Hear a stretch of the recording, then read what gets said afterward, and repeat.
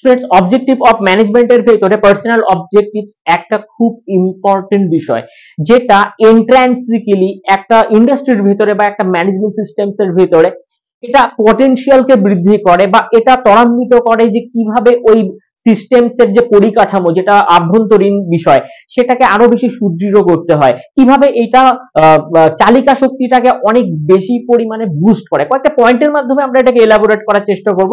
First of all, financial need.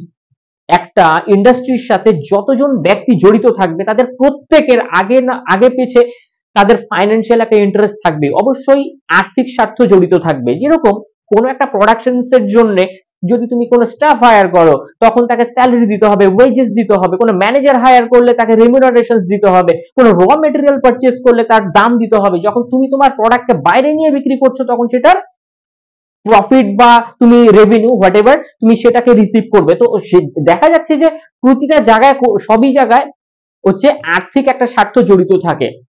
Next হচ্ছে finance, একটা ভালো লিডারশিপ। লিডারশিপ ডেভেলপমেন্ট করার অর্থ হচ্ছে যখনই তুমি কোনো একটা কোম্পানিতে ভালো লিডারশিপ আনবে তখন সেক্ষেত্রে ওই লিডার প্রত্যেকটা সেক্টরের সাথে, যেরকম ফাইন্যান্স সেক্টর হয়ে যাবে, প্রোডাকশন সেক্টর হয়ে যাবে, যেখানে হচ্ছে সিলেকশন সেক্টর থাকে, যেখানে প্যাকিং সেক্টর থাকে, মার্কেটিং, সবার সাথে একটা তালমিল থাকবে, এতে কোনো রকম কনফ্লিক্ট বা হ্যাজার্ড হবে না, যাতে একটা শান্তিপূর্ণ পরিবেশ ঠিক থাকবে এবং একই সাথে প্রোডাকশনস এবং ইনপুট এবং আউটপুট সবটাই ঠিকঠাক চলতে থাকবে। তো এটা একটা ভালো লিডারশিপ।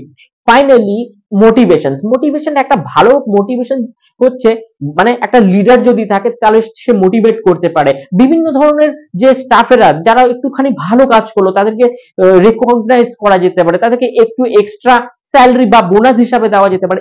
এই সমস্ত জিনিসগুলো একটা কর্মচারীকে কি করে, অনুপ্রাণিত করে। তো এই যে এন্ট্রান্সিক্যালি যে কয়েকটা পয়েন্টস, এগুলো দীর্ঘদিন ধরে পজিটিভলি চলতে থাকলে একটা কোম্পানি অবশ্যই ভালো ফলাফল করবে।